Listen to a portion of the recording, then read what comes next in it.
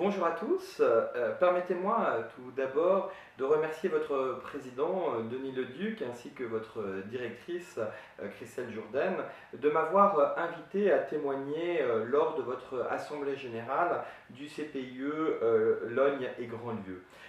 Votre thème, le CPIE, artisan du changement environnemental avec et pour son territoire, est en effet un sujet extrêmement structurant et je regrette d'autant plus d'avoir été retenu sur Paris et de ne pas pouvoir me joindre physiquement à vous aujourd'hui. Mais croyez bien que j'aurais vraiment souhaité pouvoir l'être et c'est la raison pour laquelle j'ai proposé que cette vidéo remplace ma présence physique parce que je crois que vous êtes réellement sur un sujet extrêmement important et que plus que d'autres, finalement, l'UNCPIE et le CPIE de Logne et Grandlieu intègrent et incarnent particulièrement cette transformation à l'œuvre. Dans mon témoignage, j'aimerais insister sur trois points complémentaires. D'abord, quelle est la place du secteur associatif d'intérêt général dans le contexte actuel de mutation de notre société. Dans un deuxième point, finalement, quelle est la force du modèle socio-économique lorsqu'il se met au service du projet associatif et qu'il est en cohérence avec lui. Et troisième point, en quoi est-ce que l'UNCPIE et vous-même, CPIE Logne et Grandlieu, avez un rôle tout à fait déterminant dans les réflexions en cours sur les modèles socio-économiques. D'abord, permettez-moi de rappeler, même si c'est une évidence, que dans le contexte de transformation économique, sociale, environnementale et sociétale que nous connaissons, tous les modèles sont à revoir. Ils sont tous en refonte.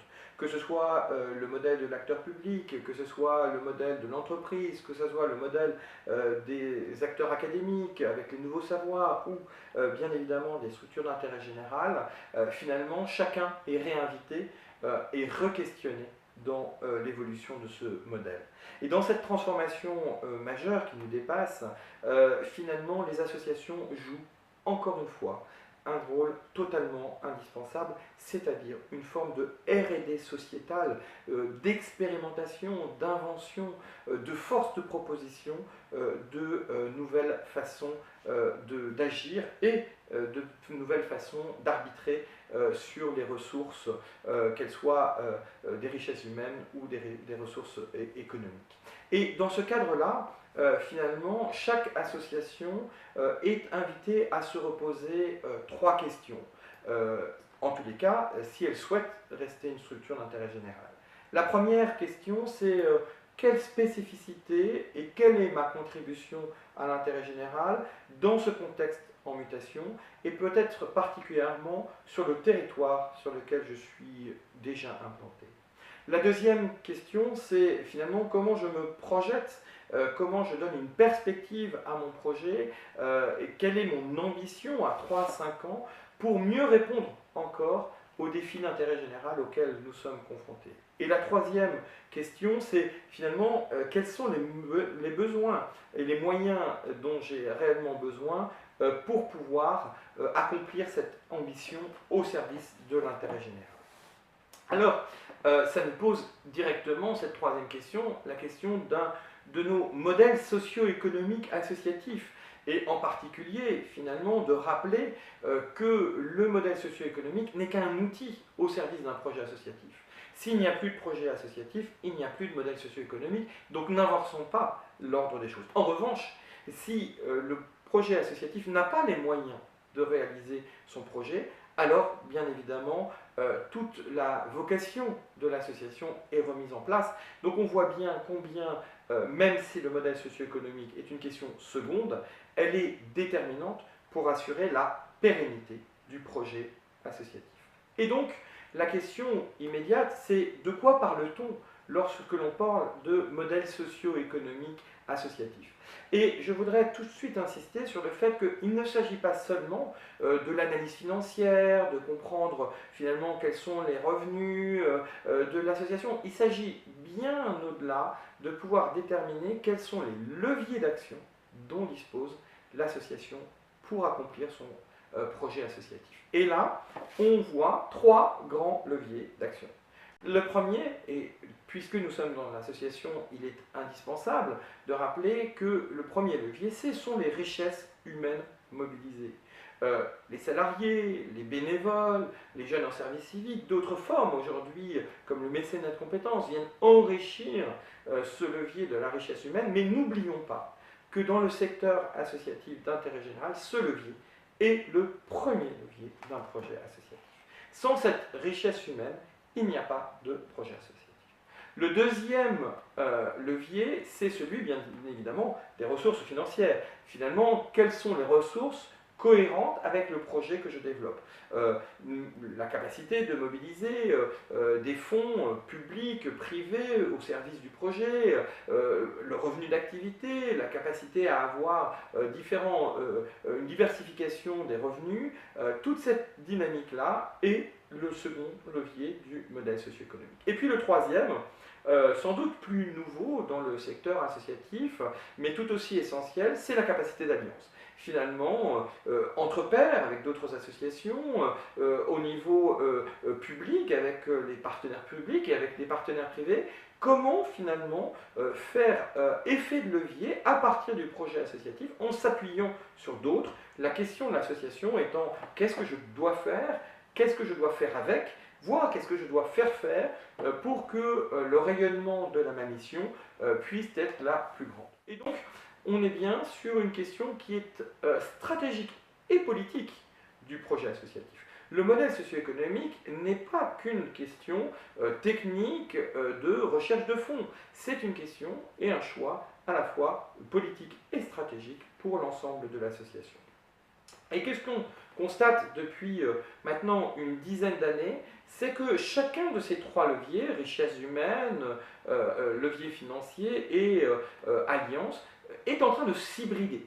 Et finalement, avec une diversification des leviers, que ce soit, je l'évoquais, au niveau des richesses humaines, avec le développement du service civique, et bien évidemment aussi 130 000 jeunes en service civique aujourd'hui, bien évidemment avec la force de frappe du bénévolat, 12,7 millions de bénévoles au service de projets associatifs d'intérêt général, les 1,8 millions de salariés que constitue le secteur, bref, une richesse finalement humaine extrêmement forte qui se diversifie aujourd'hui et dont l'équilibre des recherches fait aussi l'équilibre du projet.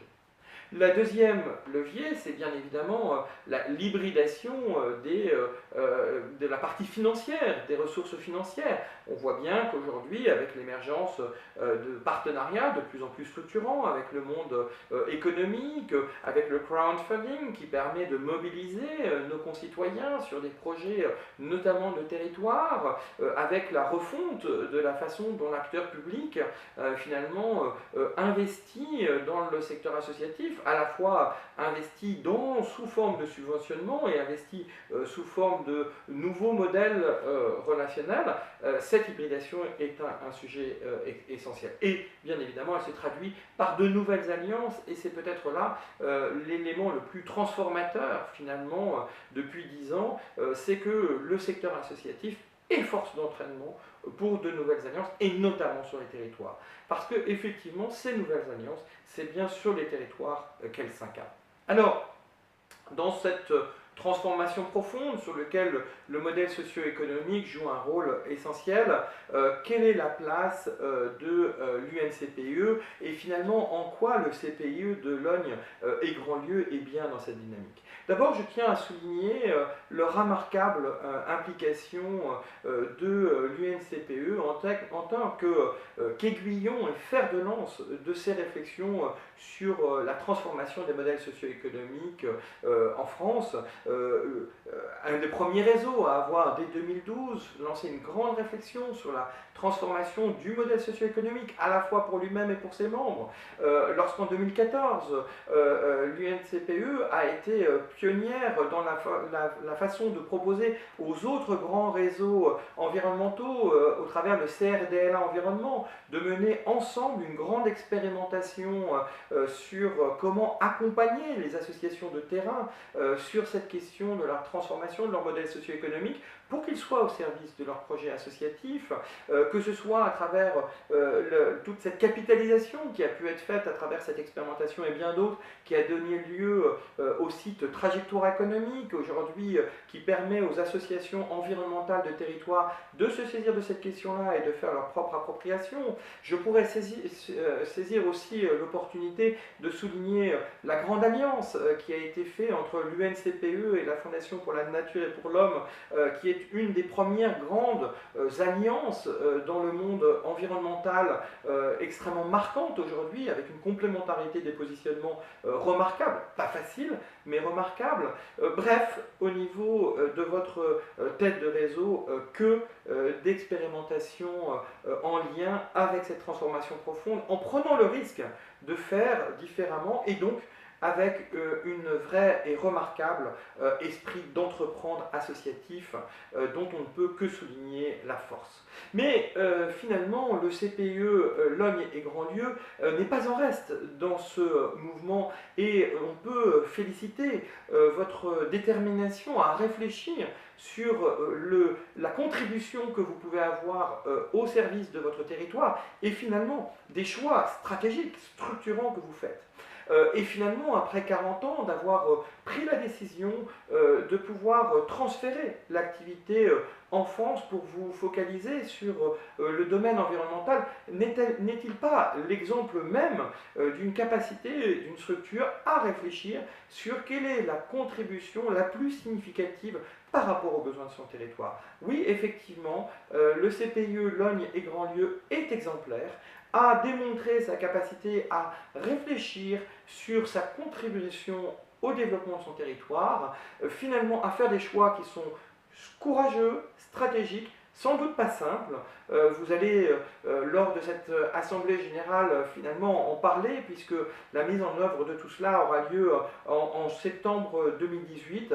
Et c'est la raison pour laquelle je vous remercie très sincèrement d'avoir fait témoigner un laboratoire de recherche empirique sur l'observation que vous pouviez finalement avoir et demander au travers de nos travaux, et de vous féliciter et de vous remercier de l'exemple que vous donnez à la fois pour les autres CPE, à la fois au niveau de votre réseau, mais peut-être aussi plus globalement au niveau des associations d'intérêt général de territoire qui aujourd'hui redéfinissent la façon dont elles peuvent être force d'entraînement pour que les territoires répondent toujours mieux aux fragilités, aux capacités de créer de nouveaux moteurs de croissance et d'emploi et aux capacités de faire société ensemble.